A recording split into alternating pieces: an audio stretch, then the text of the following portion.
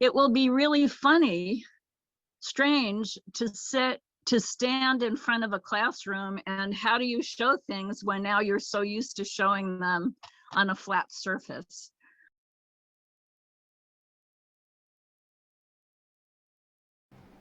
About 2 weeks back, I sat with the members of Lehigh Valley Origami, and it was interesting to learn about their thoughts, their ideas, and their inspiration, and as well as their future plans about origami. Come, let's take a look. Hi Arlene, I hope you're doing well. Trust everything's good now that things have started opening at your end. So I'm really glad that you have decided to come and spend some time with us in this Paper Talk series. I thank you very much from the bottom of my heart for giving me your precious time and your efforts on being on this show. First of all, my question to you is, why do you like origami? So, gee, how do I answer that?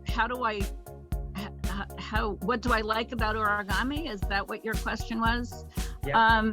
So I think what really drew me to origami, and I was probably about 10 years old, and I think it's still true for me now.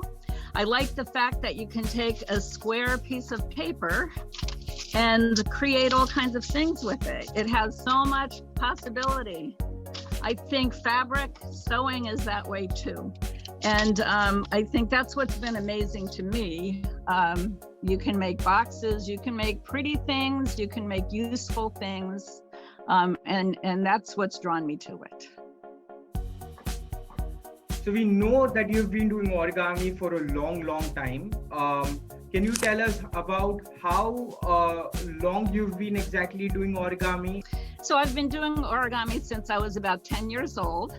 My cousin and I discovered some books in a used bookstore where we grew up, and we just kept collecting as many books as we could. In the beginning, really, there weren't that many, and a lot of it was compound origami, which I didn't find very exciting.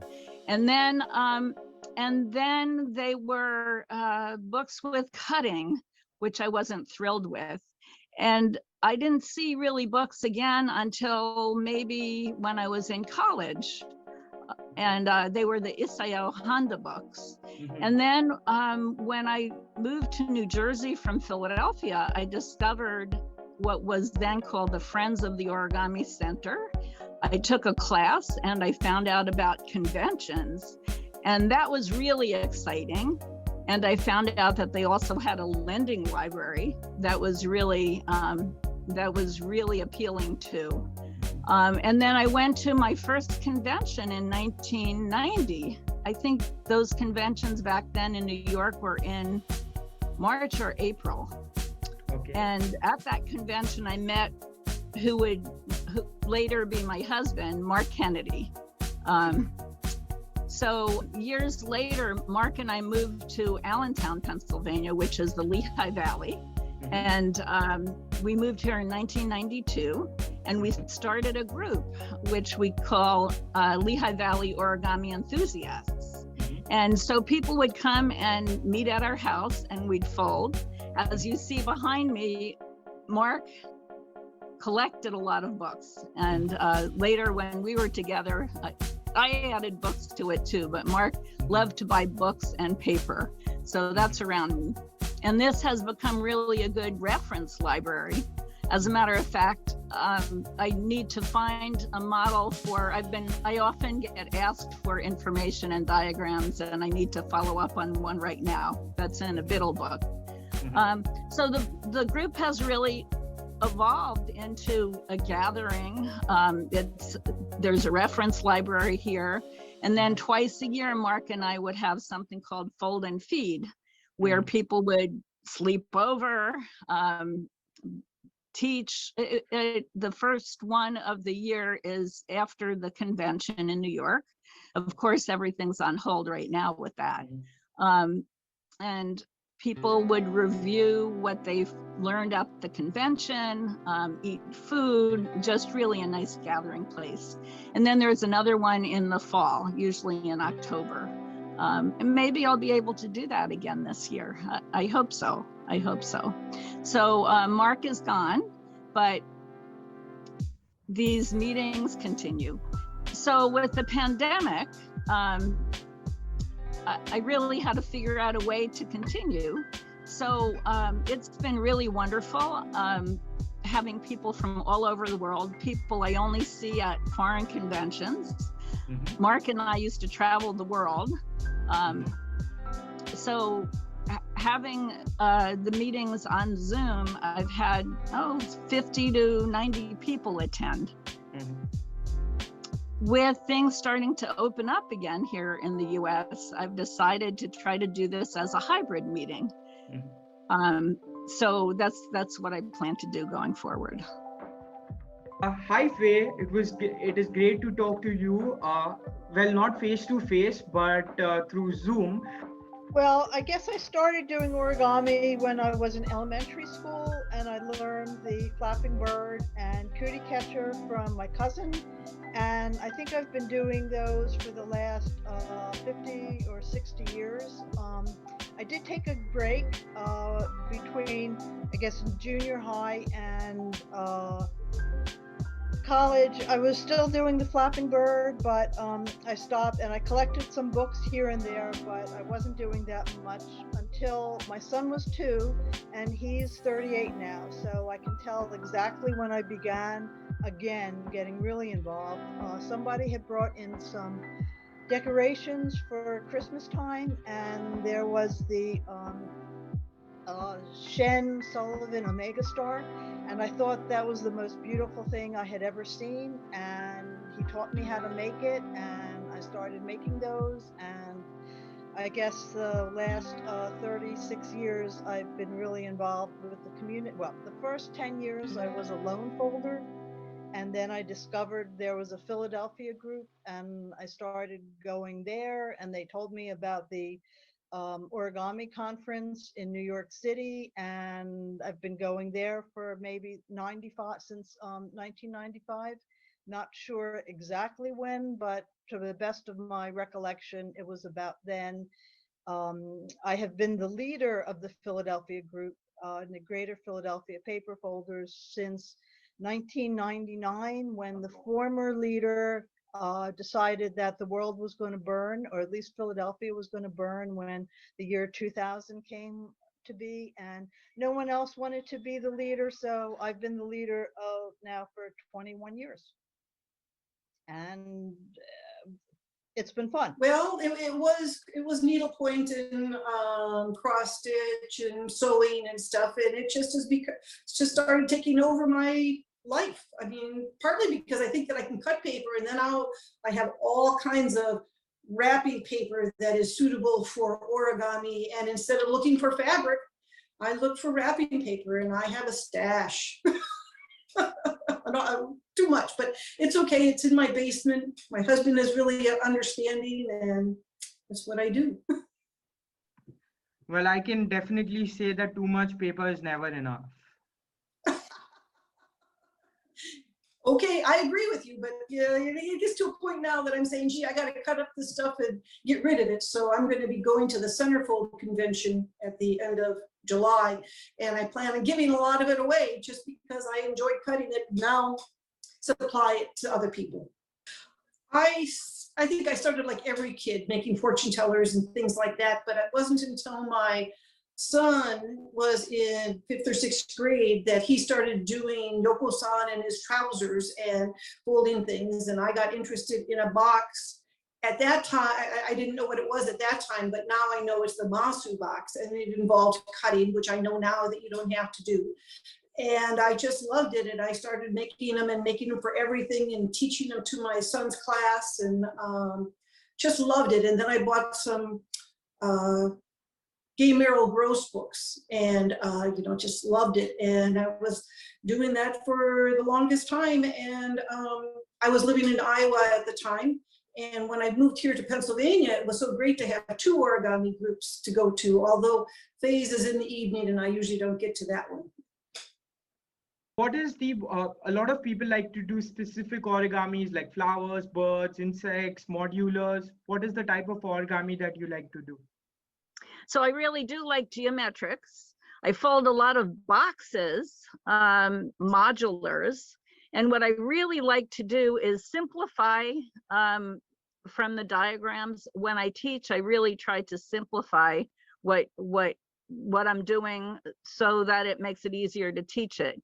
And I really like to modify things too and make my own sort of design from other people's models. Yes, as a matter of fact, I love the mathematical nature of origami. I was initially attracted to geometric origami modulars, fell in love with Fusee stuff. As a matter of fact, my husband does most of the driving when we go on trips. And one of my recollections back before I found out about the larger community, we were driving and I was making something of Fusees, and it was a Japanese book, and I finished it. I finished the model and it was amazing, like most of her things are. And I showed it to my husband and he said, "Wow, that's really cool. What's it called?" And I said, "Beats me, it's in Japanese. I have no idea." And we laughed about it because origami has an international language. You don't need to know, you don't need to read the language to be able to do the folds. And I guess about 10 years ago, Arlene got back from one of her trips abroad and she had learned the snapology technique by Heinz Strobel. And she taught it using paper strips that she cut up from just squares of paper. And I collect things like most origami people do. And several years before that, we had gone through a Japanese ribbon phase, and I had a bunch of the beautiful Japanese ribbon, and I wondered if you could do snapology with ribbon, and it turns out that you can. And my and I have actually one here because I was hoping that you'd ask. This is an icosahedron done in about 3/4 inch or 2 centimeters with beautiful Japanese gold edge ribbon. And I've sort of gone a little berserk with snapology, but anybody who knows me knows that I've gone a little berserk. Absolutely. And I think snapology is super addictive. Once you start doing it, there's no stopping to it. You just want to fold the next one, the next one. Yeah. So any specific, you mentioned you like Heinz Strobel, any specific designer or a book that you find as an inspiration, something that you like?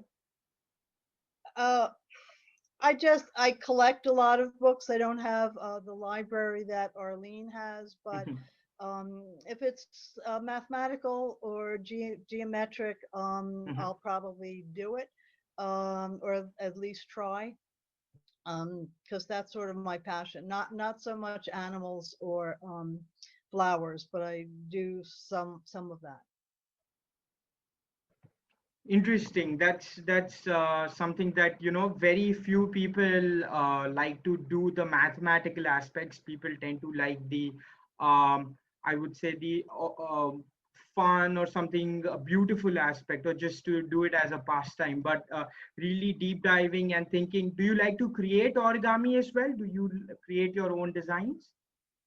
Not so much, other than with snapology, you know, I've made all the Platonic Archimedean solids. I have developed sort of an egg-shaped thing, which actually I don't have one particularly handy, but I could get one if you'd like me to, and we can come back to record it. The eggs are sort of cool because they're semi-regular, but not as geometric as the normal geometric solids. Right. It's not completely spherical, so it's not symmetric. It's semi-symmetric, where it's elongated like an oval. So it's kind of tough to Well, design also. yeah, and my eggs actually tend to be have threefold symmetry, so they have rotational symmetry of 120 degrees. So they're actually egg shaped. They're narrower at the top and wider at the bottom. I started doing ovoids, and I did call them eggs, but an egg really has a a narrower point and a wider bottom. I'm sure they are as precious as those Fabergé eggs. With the Japanese gold edge ribbon, they really do look beautiful. So, coming back to the point, how do you look at origami in the future? What can you expect, or what do you predict might happen in the origami folding space? Considering how far we've come back from the 60s when we did a lot of cutting and a complicated design would have 25 steps. Now complicated designs have thousands of steps. Sometimes they're so complicated they can't really be diagrammed. They just use crease patterns. I guess I used to consider myself a low complex folder, but now that there's super complex available, I guess I regressed to being a high intermediate because I can't do the super complicated high complex models, and I've tried some and they just get me too depressed, and so I go back to simpler things that I find is more fun. Interesting. But I do like the mathematical nature of things. And by building all the Platonic and Archimedean solids, I find that I can discuss things, those kinds of things with people, and it reminded me of some of my early maths. Interesting. So can you tell us a little bit more about the Philadelphia group? How can we find it? Where can we find you and the group? I do have a Facebook presence, as in Faye Goldman, and if you see a picture of someone that looks like me, I didn't have purple hair back then, but I do have a bunch of Snapology solids in front of me. And I had a couple of websites, but they've since died, and I haven't gotten around to rebuilding them. It's on my list, hasn't happened yet, will happen sometime. I try to, the group Greater Philadelphia Paper Folders is on the Origami website. I try to put my meetings up before they actually happen. We've been meeting the first Monday of the month for the last 25 years that I've known about. And when we have been meeting at a local church.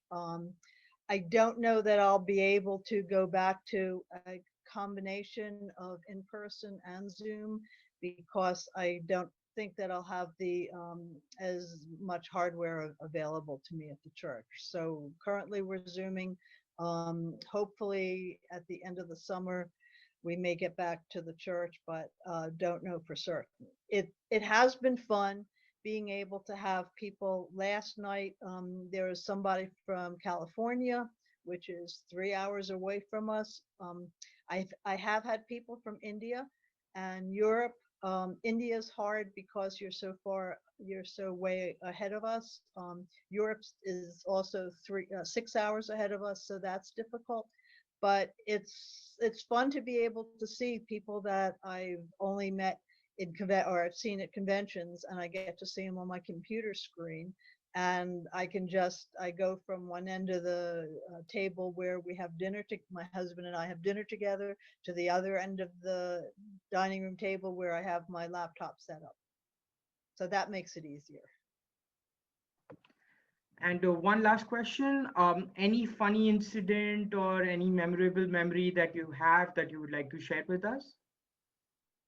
I guess the funny one that I just remembered was when I first started to fold, when I got back into folding about 35 years ago, and my husband was driving and we were going someplace, and I finished a Fusée model, and I showed it to him, and he thought it was wonderful, as all her models are, and he wanted to know what its name was, and I sort of said, I haven't the foggiest idea, the book's in Japanese. But that brings out the fact that origami is an international language, and you don't have to know how to read Japanese or Italian or Chinese and be able to fold something really beautiful. Okay, Wow. so Here's some samples of some eggs I've done. They generally have 12 pentagons and a whole bunch of triangles, and they're narrower at the top and wider at the bottom. Here's a slightly larger one, also 3 pentagons that hit at the top, and the tags are so that if anybody wants to know how many pieces they have, I can identify how many pieces. This one doesn't have a tag. I just realized this is Wow. probably the biggest of the 1 centimeter Japanese ribbon that I have with me. I have others that I've made out of 2 centimeter ribbon, but I tend to give those away or trade them with other artists, other mathematical artists, for some of their stuff. Wow, this is interesting. And my one other thing that I did bring down earlier that I am very proud of. Wow.